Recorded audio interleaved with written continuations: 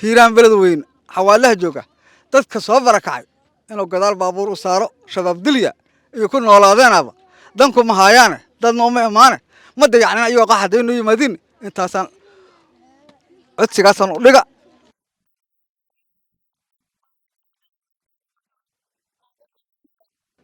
muddo ka badan 4 bilood ayay ku nool yihiin kaamkan oo lagu magacaabo Maxaas oo ku yaala duleedka magaalada Beledweyne gaar ahaan deegaanka Ceel Jaalle dadkan ayaa ka soo barakacay degmada Maxaas iyo deegaanada hoos yimaado tan iyo markii ay deegaanadaasi degmada Maxaas ay qabsadeen dagaalamayaasha al-shabaab waxay soo micin bideen in ay nolol iyo dib u dejinba ka helaan magaalada Beledweyne iyo deegaanada hoos yimaada balse ma aysan helin dib u dejintii ay u baahnaayeen daryeelkii ay ka sugayeen maamulka halkan ka arrimiya iyo dawladda federaalka Soomaaliya dadka halkan ku nool ayaa isugu jira dadka baahiyaha gaarka qabo caruur da'doodu aad ay u yar tahay haween iyo rag da'a waxay halkan ku wajahayaan xaalado nololeed oo aad u liita ma haystaan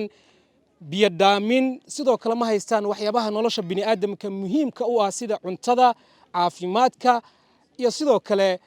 daryeelka dhalaanka halkan ku sugan maamulka Hirshabeelle iyo dawladda federaalka Soomaaliya ayaa iska indha tiray mas'uuliyadda dadkan ka saarneed iyadoo dadkan haatan ay wajahayaan xaalado adag una baahan in si degdeg ah dawladda federaalka Soomaaliya iyo maamulka Hirshabeelleba iyo guud ahaan inta uu Ilaahay wax siiyay in ay uga soo jawaabaan loo baahan yahay gudoomiyaha xiradan Mahad oo nala hadlay ayaa Shabeelle uga xog waramay nolosha halkan ka jirta meeshan waxa ku midaysan dadkii ka soo barakacay degmada Maxaas iyo nawaaxigeeda oo ka soo barakacay argagixisada dadkan xaalad adag ay ku jiraan meeshii joogaan waa u jeedaa maantay hooy ma haystaan biyo ma haystaan waxay cunaan kuma haystaan halkan ayay joogaan qorraxda marka waxay u baahan yihiin wax qabad ay u baahan yihiin xaq dawladeed iyo xaq kastaba waxay ugu baahan yihiin wax qabad ay u baahan yihiin marka hay'adaha caalamiga iyo dawladda waxaan ka codsanaynaa inay wax qabad buuxa ay u fidiyaan dadkan dad ilaa 5,000 ilaa dad kor u dhaafaya ka soo barakacay degmada Maxaas dadka meeshan ku midaysan hadii hadda tirada hadda lama soo koobi karo cid hadeer wili wax siisay ama wax soo gaarsiisay tira koobta ma jirto laakiin waa dad badan oo meeshan hadii aan joogno intan ka warqabno qiyaastii dad on kun ka sii badan waa marka hadii aan ku sii laabto dadkaanu dad baahiyo gaar qaba kamida dad waxa waayeen xaaladoodu aad ay u adag yihiin qof walbaahu canugeedii gacanta ka soo qabsatay marka ilaa 4 bilood waa joogan meeshan muddo 4 bilood ay ku sugan yihiin wax gargaar bini'aadamnimo soo gaareen ma jiraan sidoo kale waxa xaaladda halkan ka jirta si aada uga deeriyay dadka ku dhaqan kaamkan qaar kamid ah iyagoo sheegay in loo baahan yahay in si degdeg ah loogu soo gurmado dadka halkan ku dhaqan Maxaas dadka ka yimid oo ka soo barakacay si gaar ah oo dhib qabaan Soomaalida waxa tire nin goran hal oo toban dhanna uma fiyoobinba isteed uma fiyoobin wax kama helin jaalid wax kama helin gobolka iyo dadka jooga gobolka Beledweyne jooga oo xawaadla inaan maanta markaan ka soo jahanay isbuuc kastana waxa la qoraa 5,000 iyo dheeraad qofooda Maxaas ka soo barakacday caruurta qoyska ka soo barakacday meel wax lagu qoraa hal sameeyaa la yiri wax ka soo gaaray ilaa saacan lagu haayo been hadla been oo dhaarta walaa hay'ad oo wax ka qortay dadkaas Maxaaseed waxa ka jirta been la ku hadlay laba caago midna 20 la yahay midna baaldi yahay iyo 4 xabo saabuun iyo bac wax kale ilaa saacan la haayo male hadaan malayna marka si kale ta Maxaas wax looga hayaa waxaan codsanaynaa waliba aan waxadan codsana hay'ad iyo dawlad abaar xad mid ahaat ama mid gobol ha ahaato ama mid isteed ha ahaato waxaan leeyahay dhammaan ummadda muslimka baaq waxaan ugu dirayaa dadkan masaakiinta shacabka in wax loo qabto in loo gargaaro in mataqaanaa wajiyadooda iyo hay'adaha hadda mar waliba inta sawiro magacyada ka qoro faraha ka qaado waxba ayna siinaynin waxna aynan u qabanaynin waxaan ka codsanaynaa hay'adaha caalamka ee ugu horeysa anaga hay'ad baxnaana la yiraahdo ummadan inteeda badan soo hay jirta ugu yaraan 4 sano waxay sii jirtay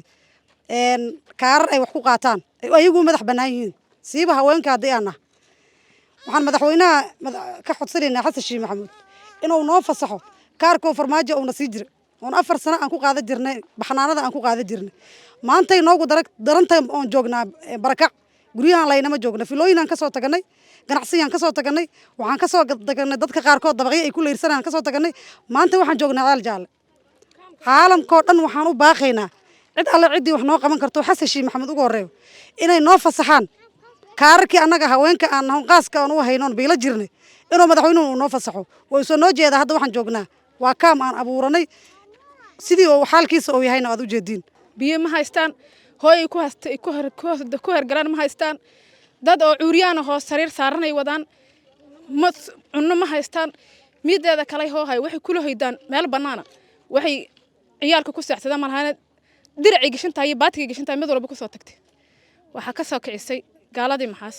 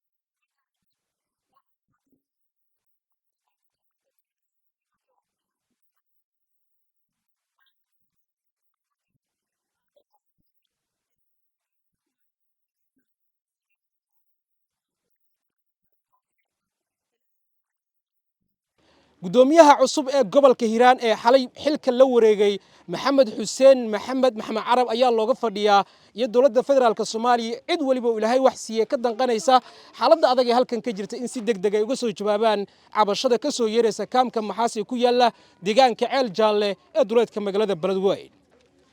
Samiir Cabdirasaaq Umar xirada maxaas